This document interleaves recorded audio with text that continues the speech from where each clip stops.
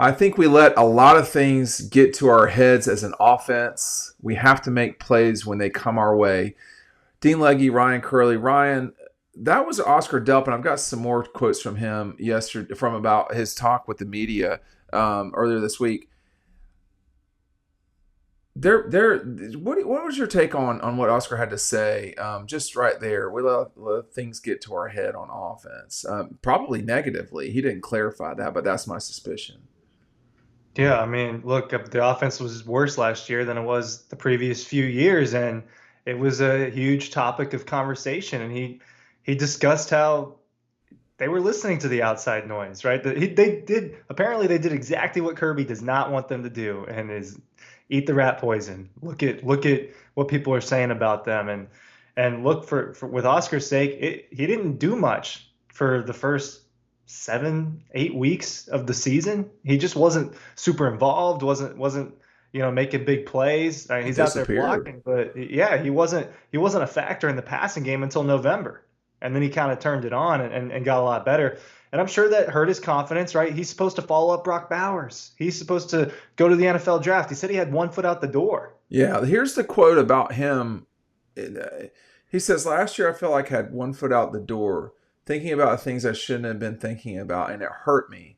I figured out later in the year how to practice and how I should be leading that room."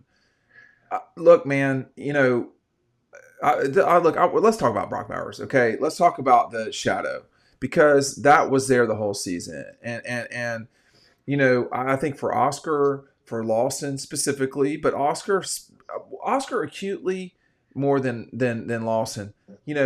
Oscar, those guys are good tight ends, but they're not Brock Bowers, and I don't mean that in a disparaging way.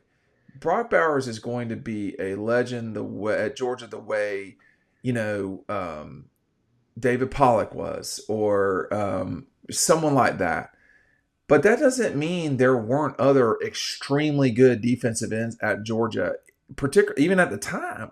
So I think Oscar and Lawson, they got to just go do them and not worry about or not even think about. And I'm not trying to suggest that they are, but you can feel that out there. I don't know if that's been expressed. I'm sure it hasn't. But Todd Hartley's done a really good job at Georgia. And he knows that, like people aren't talking about Darnell Washington. Darnell Washington was a really good tight end at Georgia. Those guys just need to be the type of tight end they are at the peak of what they are, and they'll have a really good season and be positioned to be top 75, top 100 guys in the NFL draft.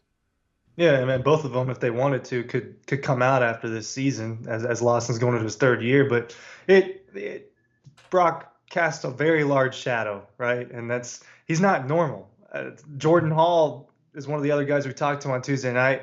He brought up just how players have had to deal with injuries at Georgia and how Brock is Superman, and the way that he came back from the tightrope surgery is not normal. And you can't compare yourself to a guy that's just not an average football player. It's someone that only comes around once every once in a while, and immediately was the best tight end in football in the NFL. So Yeah. he's just the best tight end in general at the moment. And yeah, they had to follow that up. And I'm sure that got in Oscar's head. And Oscar's thinking, you know what, I'm going to be 3 and out and go to the NFL myself. He's thinking about that. That's probably part of what he meant by I had one foot out the door. But he said that just, reading about things, paying attention to the outside world, if that's the case and Georgia's offense as a whole was listening, and while it's also just not meshing on the field, and then I thought about this all year long, how much of Carson Beck's struggle is just a mental thing, a confidence Oh, thing. There was a month, maybe a 6 week stretch in the season where he fell apart and was throwing interceptions that a veteran who has been in high level games doesn't throw. here's the And thing. so Go it ahead. all strung together. Yeah, but look, Oscar and company, you can't and I don't mean this disparagingly towards them at all. But it can't be that we're going to experience adversity when you really don't. Last year they did that tight end room. They weren't what I mean. Carson Beck did as well. Like everyone talks about, meeting with adversity and all this stuff.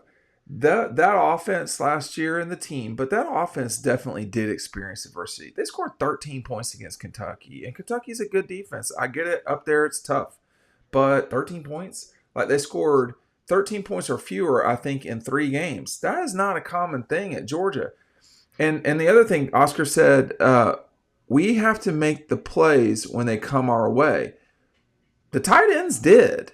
Everybody didn't, but the tight ends did. But like, so often guys talk in coach speak or in, all of these things, talking about adversity and all that. When people talk about losing a football game is not adversity. That's just losing a football game. Particularly now, it matters even less. Adversity is, I've been diagnosed with something that can kill me, or I lost my child, or like in sports terms, losing a game is not adversity anymore, not at Georgia. And so what they went through last year, though, I would say was more so that, which is they couldn't get going. They were Fred Flintstone spinning wheels the entire. You might not get that reference, but he's just spinning. He's trying to get going in his prehistoric car, and he can't get going. And so that's what the offense was last year. And Oscar and Lawson, but Oscar specifically was dealing with the shadow of Brock Bowers. Brock Bowers badass. Oscar just needs to go be the best Oscar he can be. And I think by the end of the season, he started doing that. I mean, you think about that catch that Lawson had in the Southeastern Conference Championship. You think about was it the Tennessee game where Oscar just sliced them up? 2 touchdowns in that game. Yeah, I mean, the Tennessee game was an Oscar Delp and Carson Beck game. Can you get 2 Oscar games this year? I mean, I think you could. You get 2 Oscar games, you're a long way to having a really successful season. What I mean by Oscar games is where Oscar is killing everybody and everybody else doesn't have to kill everybody. That's for another game, So that's how you kind of get to where you got to go. Is you can't depend on Gunnar Stockton to be a star, or Carson Beck or Stetson. They play bad sometimes.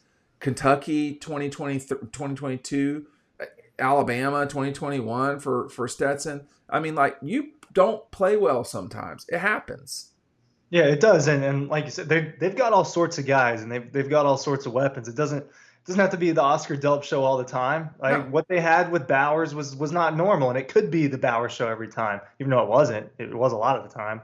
So it's interesting to me that he opened up and said some of those things, because I mean, I thought he was being really vulnerable, to be honest. Yeah. and honest. And I don't think a lot of the players would say something like that and talk about how, his mind wasn't exactly where it needs to be at. I'm sure that's something that he sat down and talked about with the coaches, right? When you're looking at, hey, do I go out for the draft? There's a ton of conversations that go about that, and that he at least had to explore that option when you're draft eligible. So, but not wanting to live with regret. Look, at the end of the day, these guys want to win a national championship, and what it takes is everyone doing their part.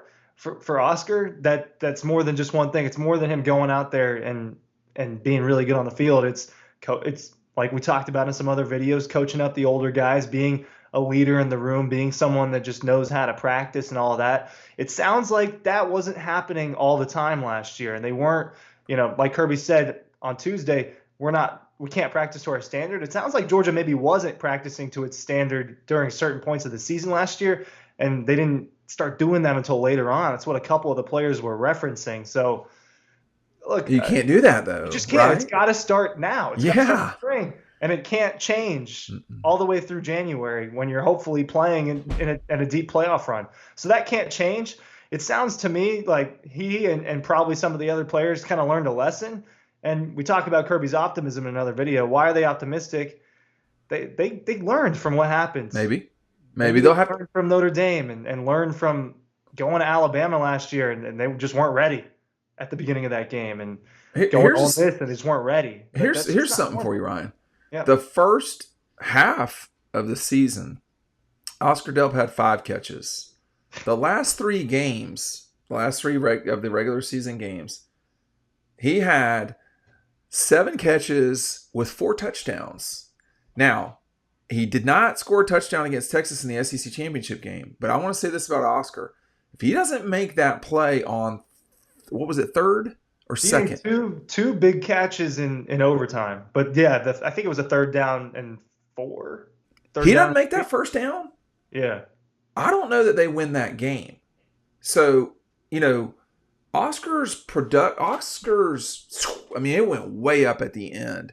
And look, I mean, I do this all the time. He should be doing that. He's a really good player.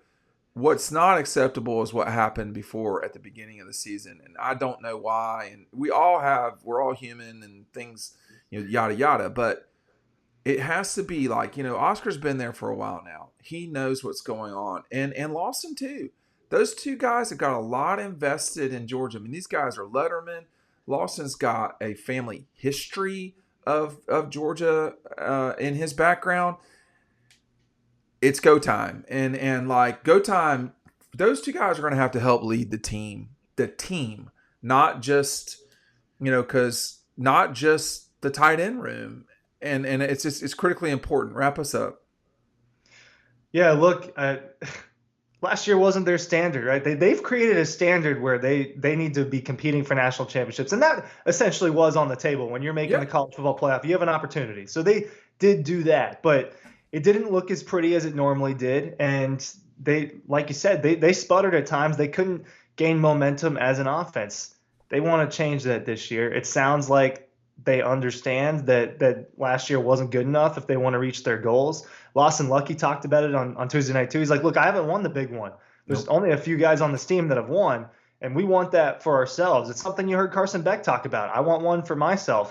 Well, if they're going to do that, it starts now, and it starts practicing to the standard now. See, I love that. I'll leave it there. I don't think that's selfish. I think you have to do it for yourself. What else? What are you running around for in the morning? At 5 o'clock? That's the whole point. Hey, thanks for watching. We'll see you on the next video.